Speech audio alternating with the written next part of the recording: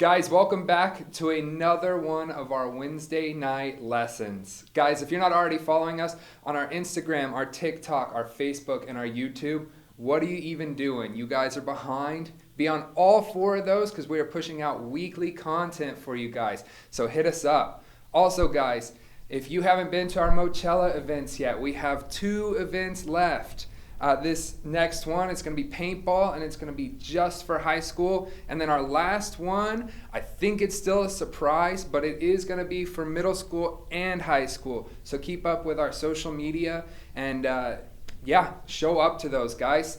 But now we're about to hear a message from the great YPT. He's going to bring us our second lesson in our series that we're calling FOMO. So check it out. Welcome to our number 2 in our series on FOMO. This is our midweek. Wednesday is midweek service, and FOMO, as most of you I'm sure know, stands for fear of missing out. And tonight, I'm going to talk to you about plans. How many of you have made plans and they went great? And then sometimes you make plans and they don't go so well. This year, I actually planned on taking 2 different trips internationally. And the first trip, I got 1 flight away from Springfield, and I got a call, hey, you might as well turn around. The country you wanted to get into is being closed down due to coronavirus. The second trip just got flat out canceled. And so I had all of these trips planned, and they didn't happen. And I was disappointed. And here's the crazy thing. Those plans fell through, and those trips didn't happen, but then I had different trips because instead I ended up taking a trip to a memorial service because my grandfather passed away. And then instead of camp, which also was canceled, we took a trip to the Creation Museum and the Ark Encounter, which was awesome. So sometimes our plans don't pan out. They don't happen the way we expect them to. And today, I just want to walk you through how do you live life when the plans that you made don't go the way you expected? Or maybe you don't even have any plans that you're making and you're just floating through life. Maybe you need to learn how to make some plans. We'll talk just a little bit about that too. Most of us have plans. Most of you had plans. For those of you who are seniors, maybe you planned on going to the prom, or you were looking forward to your graduation, walking down the aisle, getting your diploma, making that little tassel change on your hat, on that funky little hat that you wear, or you were hoping to visit a college, and none of that happened because of the coronavirus. Maybe you're not a senior, maybe you're a junior or you're a younger student, and you're like one of my kids where extracurricular activities was where it's at. And you had to make sure you just filled that resume with all kinds of activities. And boom, March comes, spring break, and then you didn't have any more school, and you didn't have any more extracurricular activities. And as a matter of fact, you were just stuck at home. And so all of those plans that you made, gone, wiped out. And you didn't know quite what to do with yourself because you're looking down the road to your future and you're thinking, how am I going to get into a college if I don't have all of the stuff that they expect me to have? So whether it's plans for school or plans for life or plans for fun, a lot of time we make plans and they don't work out the way that we had hoped they would. And I'm guessing that most of you have had that sort of thing happen. It actually is pretty common for us as human beings to make a plan, and then it doesn't work out the way that we had hoped. And we feel like we missed out because this plan just fell apart. The Bible speaks to this a lot. There's a lot of conversation about plans. And one particular story comes to my mind when I think about somebody who had kind of a plan for their life and a plan for their family's life, and they had this idea of what would happen, and it didn't quite work out the way that they expected. There was this couple, Isaac, who was about 40 when he married his wife, Rebecca, who was actually an arranged marriage. They brought Rebecca to him, and they get married, and they're together for 20 years. And one of the things that we expect, that we plan on when we get married, is we plan on having children. And for 20 years, they were childless, no babies. So Isaac begins praying and asking God to give them a child. Rebekah gets pregnant. And a little bit of the time through her pregnancy, there's this war in her belly, in her womb. These babies are struggling, they're fighting. And she cries out to God, and she says, God, why are you letting this happen to me? Why is this happening to me? What is happening? And the Lord tells her that the reason that these two babies are struggling is because there are two nations in her womb, and that the younger would actually be the one who would win, and the older would serve the younger. And if you know your Bible, you are familiar with the fact that Rebekah, a few months later, had these two boys, and the oldest was named Esau. He was red and he was hairy the moment he came out of his mother. And the younger brother, his name was Jacob, and he was holding on to his brother's heel. And life moved on. And some time passed, and eventually, as the story continues, we see Esau has married. He's got a couple of wives, which was not what God intended, and his parents were not in love with who those wives were because they were women who did not follow the one true God. And so what you end up have happening here is basically we have a little bit of the keeping up with the Kardashians, because this family was just a little. And what I mean when I say that is Isaac loved Esau. Esau was his favorite. And Rebekah loved Jacob. And Jacob was her favorite. And Jacob, unlike his brother Esau, Esau was a hunter, and Jacob kind of hung out at home. Some people call him a homebody. Some people call him a mama's boy. He probably was more of the manager type, whereas Esau was a hunter, and he liked to go out hunting. So now they're both about 40 years old. Esau has a couple of wives. Jacob is still not married. And Isaac is about 100 years old. And he's starting to get blind. And he's thinking to himself, I'm about to die. And he actually tells Esau, he brings Esau in, he says, hey, son, listen, I don't feel so good. I think I'm about to die. I want you to go make my favorite meal. You know how to do that, so why don't you do that for me? Well, Rebekah overhears this conversation. And while Esau is out hunting, she says, hey, Jacob, come here. I have a plan. Now, a little background, okay? These brothers had been fighting for most of their 40 years. And at one point, after he had been out hunting, Esau comes back, and Jacob, hanging out in the kitchen, you know, he's like the chef extraordinaire. He's got some soup on the stove, and Esau goes, hey, give me some of your soup. And Jacob says, how hungry are you? How about you give me your birthright for some soup? And Esau's like, what's my birthright mean to me anyway? And he says yes. Now, here's the crazy thing. A birthright was a double portion of the inheritance from your father.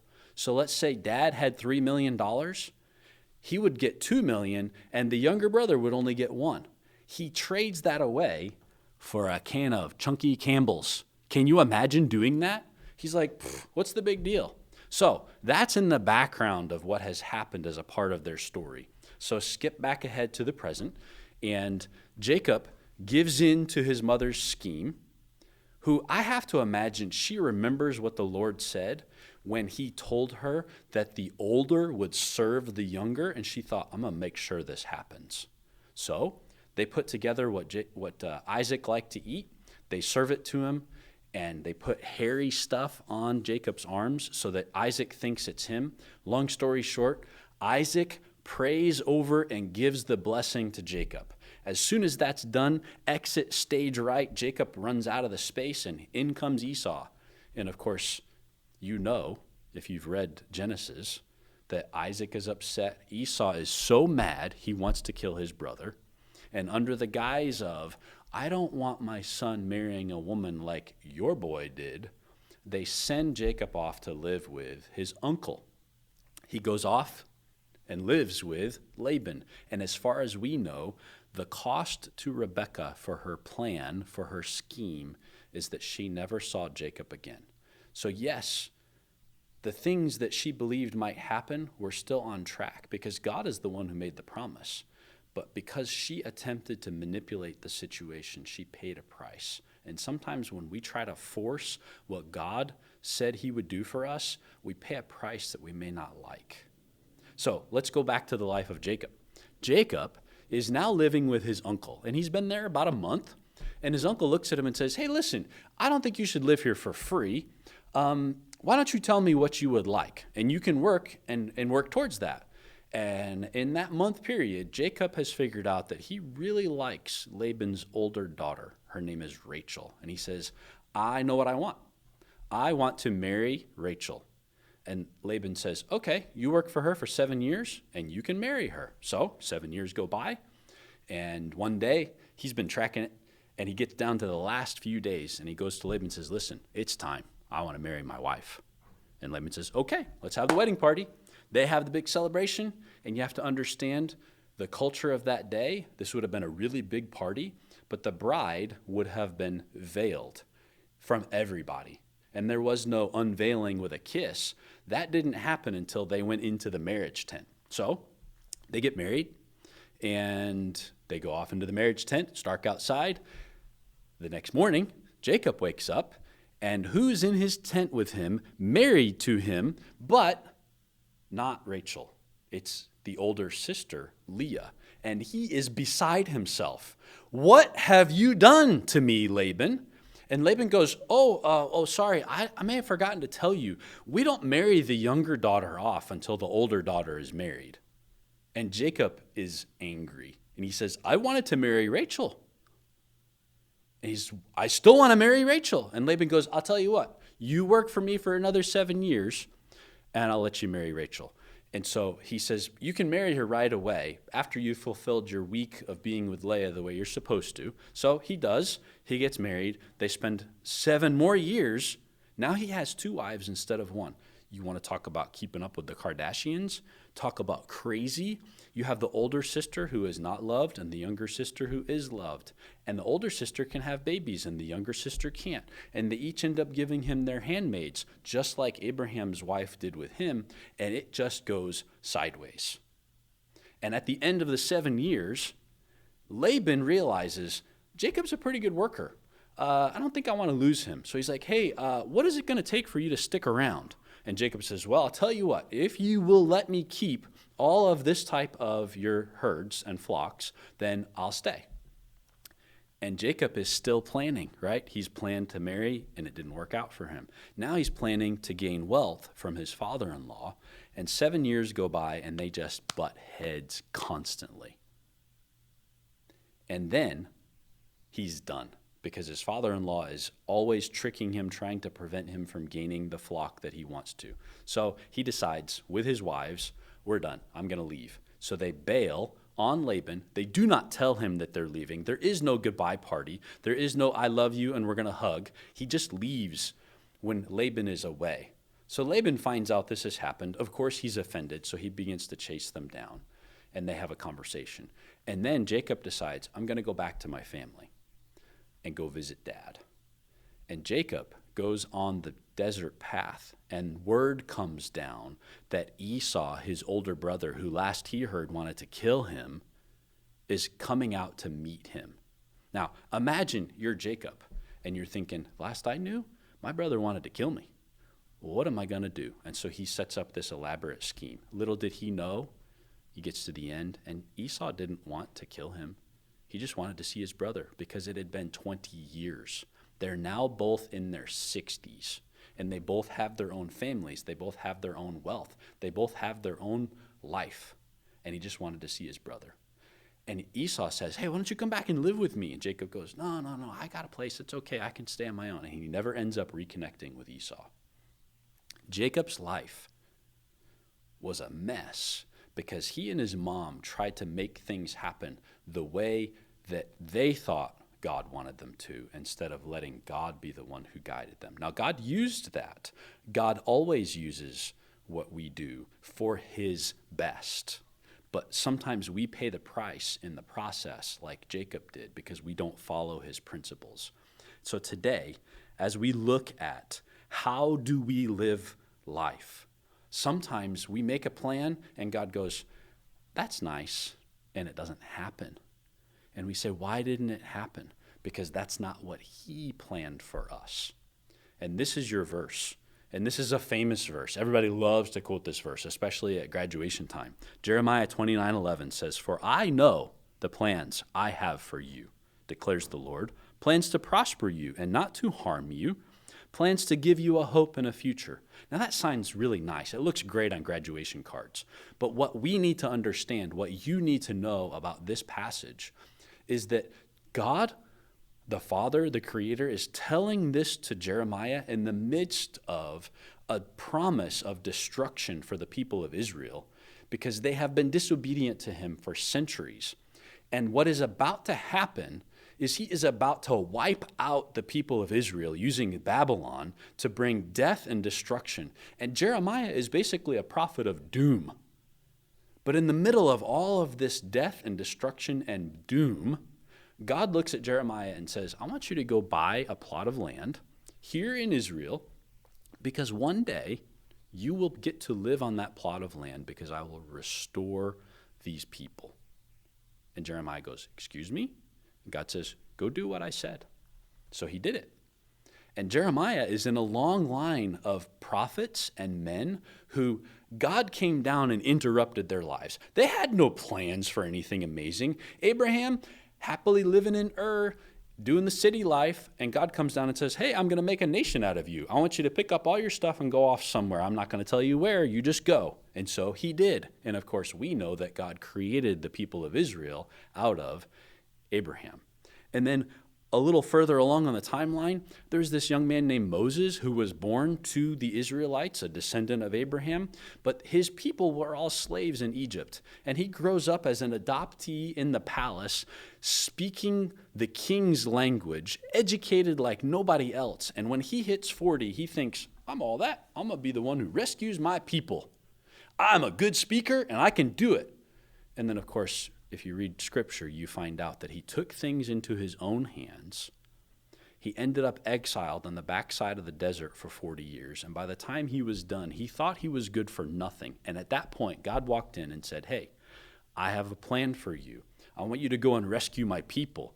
And he said, you mean me? Because in that 40 years, he lost his confidence and he gained a stutter. And God used Moses to rescue his people from Egypt and brought them out. And Jeremiah was told by God, I picked you from your mother's womb, and if you don't do what I say, I will be against you. But if you do what I say, I'll protect you from the people. And Jeremiah had some bad stuff happen. And some of these other prophets, we know, right? God calls us to marry well, to live the way he wants us to. He calls this prophet, whose name is Hosea, he says, yeah, I got a wife for you. It's that girl right there. And God tells him, this is the one. And Hosea goes, excuse me? That girl is a prostitute. You want me to marry a prostitute? And God said, yep. Jonah, the zealot for his people, was called by God to go preach salvation to Nineveh, his mortal enemy. And he's like, I don't like that idea. And you know how that one turns out. So today, maybe God is calling you to do something, and you're like Jonah. You go, I don't like that idea. You need to obey what he says. Maybe you have a plan, and you're trying to work the plan that God has given you like Rebekah did, instead of letting him work through you his plan. Scripture says in Proverbs 19:21, many are the plans in a person's heart, but it is the Lord's purpose that prevails. Jesus told us, if we pursue his purposes, we get all of the other stuff. And so many times we chase the stuff and we forget about God. He says in Matthew 6:33, but seek first his kingdom and his righteousness, and all these things will be given to you as well. He says, you want all that stuff? Follow me, and I'll give you all that stuff, and you don't have to worry about it. Those words were spoken by Jesus to us who are believers. And he also made this promise. He said, do not let your hearts be troubled. This is John 14. You believe in God, believe also in me. My Father's house has many rooms. If that were not so, would I have told you that I am going there to prepare a place for you? And if I go and prepare a place for you, I will come back and take you to be with me, that you also may be where I am. You know the way to the place where I am going. And they looked at him and said, I don't understand. What do you mean, the place, the way? Thomas, my namesake, actually said, how can we know the place you're going and the way to get there? And Jesus responded in John 14:6, He said, I am the way, the truth, and the life. No one comes to the Father except through me. He was looking for a map, and Jesus said, the way is not a map. It's not a book. It's a person. He said, you want to know how to get to the Father? Come through me. For those of you who say, I have a lot of plans for my life, I know exactly what I'm going to do. If you do not have Jesus at the core of those plans, your plans will fail. If you, however, are a believer, if Jesus is your only hope for salvation, if he is your Savior, if you have acknowledged him as Lord, then you can join with the psalmist in Psalm 33:11, who says, but the plans of the Lord stand firm forever, the purposes of his heart through all generations. And you can live your life secure, knowing that whatever happens, that God has you. And if you make a plan, it will be good because God is guiding it. And if it changes, it will be good because God is guiding you. As you seek to make plans in your life, make sure you are looking to the God who created you because his plans are best. Alrighty, guys. YPT brought us an awesome lesson on fear of missing out on plans. Guys, if you heard that lesson and you decided to make a decision to follow Christ, that is the most important decision that you guys could make in your entire lives. So we want for you guys to reach out to us on any one of our social medias. That would be Facebook, Instagram, even give us a comment on YouTube. Guys, let us know that you made that decision because we want to help you walk through life as a brand new Christian. Guys, thanks for watching our Wednesday night lesson, and we hope to see you next week.